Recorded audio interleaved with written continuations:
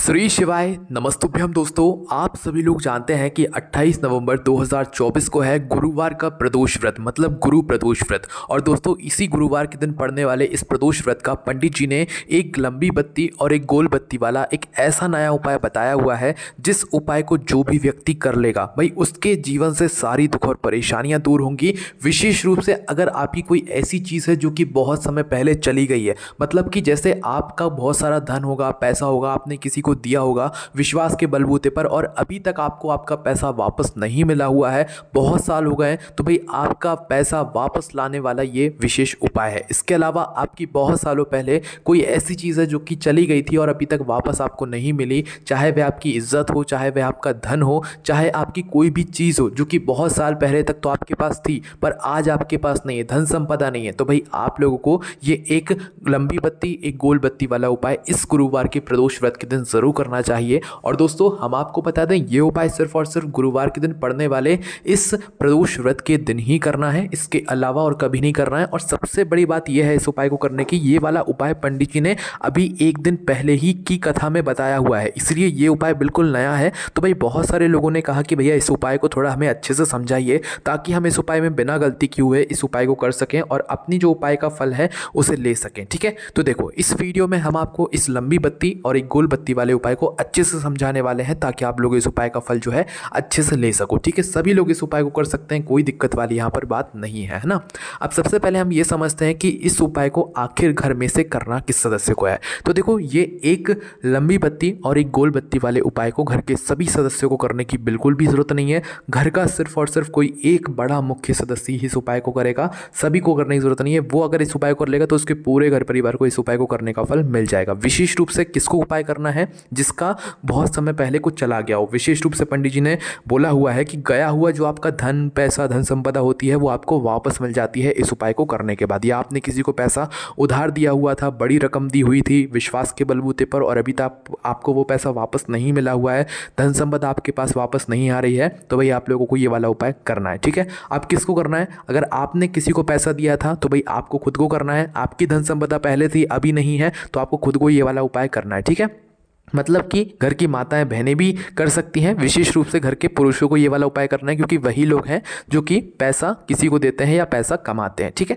तो घर के बड़े पुरुष भी कर सकते हैं और घर की जो बड़ी माता बहनें हैं उनमें से कोई एक माता बहन भी कर सकती है। ठीक है, पर घर में से किसी एक ही सदस्य को करना है, चाहे महिला कर रही हो चाहे पुरुष कर रही हो, सभी को करने की जरूरत नहीं है। घर में से सिर्फ एक सदस्य को करना है, विशेष रूप से जिसका काम हो, जिसको जो चीज़ वापस चाहिए उसको अपने हाथों से ये वाला उपाय करना है। बाकी घर की बड़ी माता बहन में से कोई भी एक माता बहन भी इस एक लंबी बत्ती और एक गोल बत्ती वाले उपाय को कर सकती है ना। अब इसके बाद में दोस्तों ये वाला जो उपाय है, मतलब कि किस दिन करना है? गुरुवार के दिन पड़ने वाले प्रदोष व्रत के दिन या बृहस्पतिवार के दिन पड़ने वाले इस प्रदोष व्रत में, है ना। तो भाई इस उपाय को करने का जो समय है वो प्रदोष व्रत के दिन का प्रदोष काल का समय है, मतलब कि प्रदोष व्रत के दिन का शाम का समय है, जो कि शाम के 6 बजे से लेकर शाम के 7 बजे के बीच का समय है। अगर आप लोग थोड़ा बहुत लेट भी हो जाते हो तो शाम 7 बजे से लेकर 7:30 बजे के पहले पहले आप उपाय कर लेना, क्योंकि सर्दियों के मौसम में क्या होता है कि जो मतलब समय है वो बहुत जल्दी बीतता है। इस वजह से आप लोगों को कब से कब तक उपाय करना है? मुख्य रूप से शाम के 6 बजे से लेकर 7 बजे के बीच में, या थोड़ा बहुत लेट हो जाए तो 7:30 से पहले पहले आप लोग अपना जो उपाय है प्रदोष व्रत के दिन 28 नवंबर के दिन गुरुवार प्रदोष व्रत के दिन आप लोगों को ये वाला उपाय कर लेना है ना। अब इसके बाद में हम जानते हैं कि इस उपाय को करने की सामग्री क्या है और ये वाला उपाय हमें कहाँ पर जाकर करना है। तो देखो, इस उपाय की जो सामग्री है सबसे पहले आप लोग वो सुन लो, अच्छे से समझ लो, उसके बाद ही आप लोग अपनी उपाय की तैयारी कीजिएगा, है ना। अब देखो, इस उपाय में सबसे पहले और मुख्य जो चीज़ है वो है एक लंबी बत्ती और एक गोल बत्ती, क्योंकि उपाय में सबसे ज़रूरी यही दोनों चीज़ें हैं, एक लंबी बत्ती और एक गोल बत्ती वाला ही ये उपाय है ना। अब देखो, इसमें आपको एक ही दीपक तैयार करना है। अब आप एक लंबी बत्ती और एक गोल बत्ती ऐसा बोलने से ये मत समझना कि यहाँ पर आपको 2 दीपक बनाने, नहीं, यहाँ पर आपको एक ही दीपक तैयार करना है। अब दीपक किस चीज़ का होगा? मिट्टी का होगा कि आटे का होगा? विशेष रूप से आपको मिट्टी का ही दीपक लेना है। नया दीपक है तो अच्छी बात है, अन्यथा जो आपके पास पुराना दीपक है वह भी ले सकते हो ना। पर देखो, यहाँ पर पंडित जी ने ऐसा कुछ नहीं बोला है कि आप आटे का दीपक भी नहीं ले सकते हो। अगर आपके पास मिट्टी का नहीं है, ना पुराना है नया है, तो उस जगह पर आप लोग आटे का दीपक भी ले सकते हो। तो थोड़ा बड़ा साइज़ का बना लेना, क्योंकि यहाँ पर हमें 2 बत्तियाँ रखनी है ना। बाकी मिट्टी का लोगे तो ज़्यादा बेहतर है, चाहे नया लो चाहे पुराना लो, कोई दिक्कत वाली बात नहीं है, है ना। तो आपको मात्र एक दीपक लेना है। अब उस दीपक के अंदर दोस्तों आपको क्या करना है कि जो आपने एक लंबी बत्ती ली है, एक गोल बत्ती ली है, ठीक है, तो दोनों बत्ती इसी एक दीपक के अंदर रखाएंगे। अब आप पूछोगे भैया दोनों बत्ती एक दीपक के अंदर कैसे रख सकते हैं और कैसे रखाएंगे, इसके लिए तो हमें अलग अलग दीपक लेने पड़ेंगे। पर दोस्तों ये जो उपाय है इसमें आपको दोनों ही बत्ती एक ही दीपक के अंदर रखनी है, ठीक है। जो मिट्टी का दीपक है, आपने जो आटे का तैयार किया है उसी के अंदर रखनी है ना।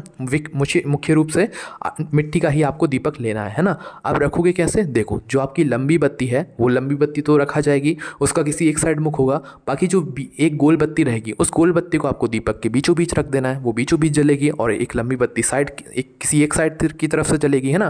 तो इस तरीके से आपको अपनी दोनों बत्तियाँ अपने एक ही दीपक के अंदर रख देनी है ना। तो आप लंबी बत्ती भी उस दीपक के अंदर रख देना, अपनी गोल बत्ती भी उस दीपक के बीचों बीच में रख देना, ठीक है। एक ही दीपक के अंदर रखना है। पर अब इसके बाद में इसके अंदर क्या चीज़ डालोगे, तो इसके अंदर आप लोग डालोगे सिर्फ और सिर्फ शुद्ध देसी गाय का घी। यहाँ पर तेल का प्रयोग नहीं होगा, आप ये बिल्कुल मत कीजिएगा। मतलब अगर हमारे पास घी ना हो तो क्या हम तेल ले सकते हैं, यहाँ पर आप तेल नहीं ले सकते, आपको घी ही लेना पड़ेगा, तभी उपाय अच्छे से काम करेगा, है ना।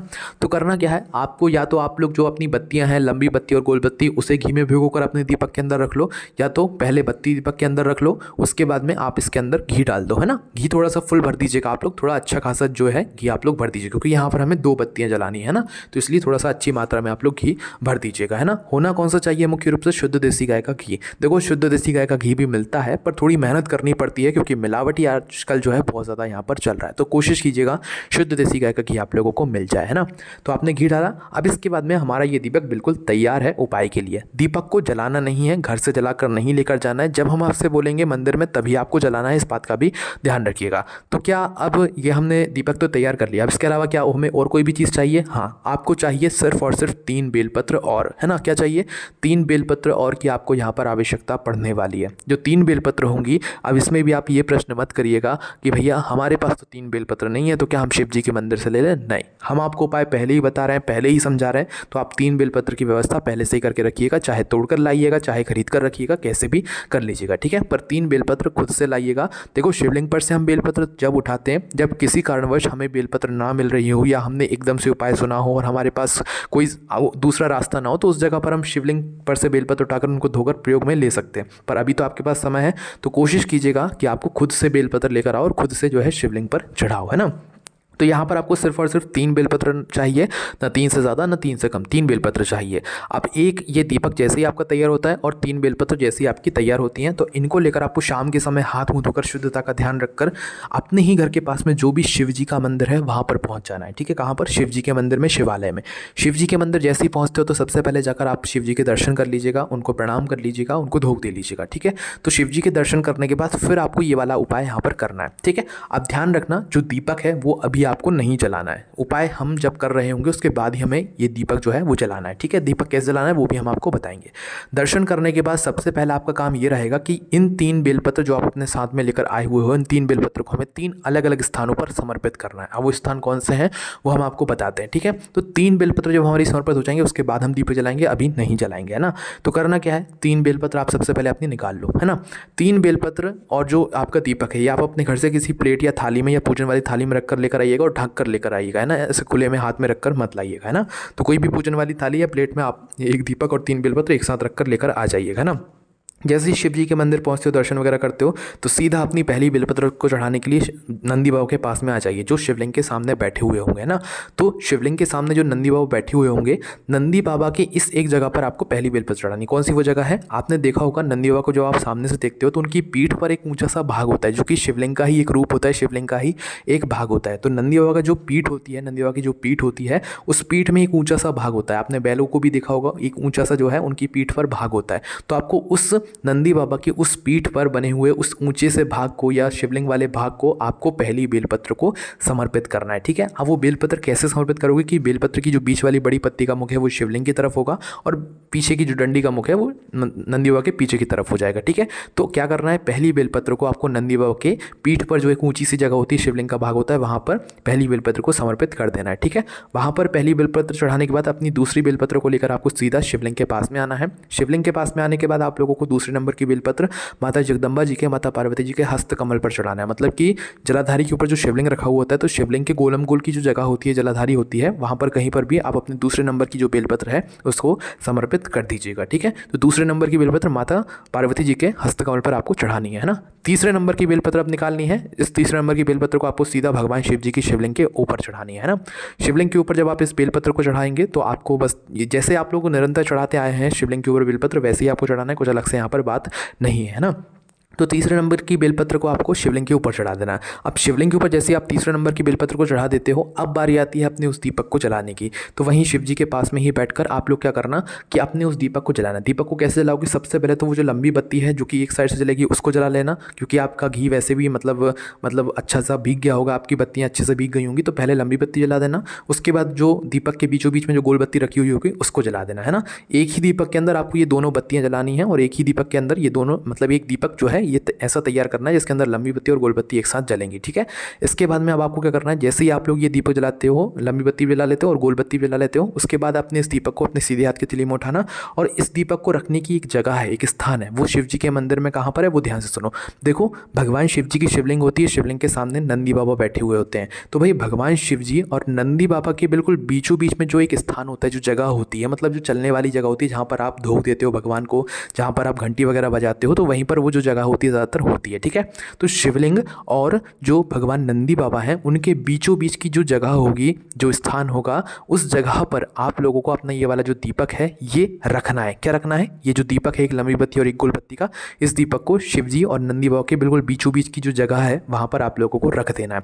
देखो अब ये बीचों बीच की जगह रहेगी, इसलिए हो सकता है आपको कुछ दिक्कत परेशानी हो बीच में रखने में। तो अगर आपको कोई भी दिक्कत परेशानी आती है इस लंबी बत्ती और गोल बत्ती वाले दीपक को 3 बेलपत्र चढ़ाने के बाद शिवलिंग और नंदी बाबा के बीचों बीच में रखने से, तो उस जगह पर आप एक काम कर सकते हो। पंडित जी ने बताया हुआ है कि आप मात्र क्या करें, दीपक को जलाकर अपने शिव जी और नंदी बाबा वाली जगह पर जो बीचों बीच की जो उनकी जगह होगी वहाँ पर मात्र इस दीपक को स्पर्श करा लें, मतलब कि एक बार थोड़ा सा रख दें और रखने के बाद उठाकर किसी भी एकांत वाली जगह पर जहाँ पर किसी को कोई दिक्कत ना हो वहाँ पर आप लोग जाकर इस दीपक को रख सकते हैं, ठीक है। पर अगर आप लोग शिवलिंग और नंदी बाबा के बीचों बीच में अगर आप लोग इस दीपक को रख सकते हैं एंड कोई कुछ आपसे नहीं कहेगा तो आप इस दीपक को वहीं पर वो ज़्यादा यहाँ पर अच्छा माना जाएगा। और अगर आप लोगों को दिक्कत हो, मंदिर में कोई कुछ कहे कि भाई बीचों बीच दिया क्यों रखा हुआ है, तो उस जगह पर आप ऐसा कुछ मत करना, रखना ही मत उस जगह पर दिया। आप मात्र ये करना, दीपक जलाकर शिव जी और नंदी बाबा की जो बीचों बीच की जगह होगी उस जगह पर इस दीपक को एक बार स्पर्श कराकर, मतलब कि एक बार थोड़ा सा वहाँ पर दीपक रख दीजिएगा और दीपक रखकर वहाँ से दीपक को उठाकर किसी भी एकांत में भगवान शिव जी के मंदिर में ही जो है उस दीपक को रख दीजिएगा, ठीक है। दीपक को रखने के बाद या दीपक अगर शिवलिंग और नंदी बाबा के बीचों बीच भी रख रहे हो तो वहाँ पर रखकर भगवान से आप प्रार्थना कीजिएगा, भगवान शिव जी और नंदी बाबा से, माता पार्वती जी से प्रार्थना कीजिएगा कि आपको जो भी गई हुई चीज़ होगी, चाहे वो धन संपदा हो, चाहे आपकी इज्जत हो, चाहे आपकी कोई भी चीज़ हो जो कि आपके पास पहले थी पर अभी नहीं, अब आपको वो वापस चाहिए, है ना। तो गया हुआ जितना जो भी धन है जिसके लिए भी आप प्रार्थना करना चाहते हैं उसकी आप प्रार्थना कर लीजिएगा और उठकर वहाँ से भगवान को धो देकर प्रार्थना करके आप अपने घर पर वापस जाइएगा, ठीक है। इस उपाय को करने के बाद आपका गया हुआ धन आपको ज़रूर वापस मिलेगा। इसी के साथ में दोस्तों ये वाला उपाय आप हमारी वेबसाइट भोलेनाथभक्ति.com पर जाकर आराम से बैठकर पढ़ सकते हो, तो वहाँ पर भी जाकर ज़रूर चेक करना है। इसके बाद में अगर आपको कोई भी दिक्कत, समस्या, परेशानी आती है इस उपाय को करने में या समझने में, तो उसे आप हमसे कमेंट करके पूछ सकते हैं, आपको जवाब मिल जाएगा। ओम नमः शिवाय, जय भोले बाबा, श्री शिवाय, नमस्तुभ्यम।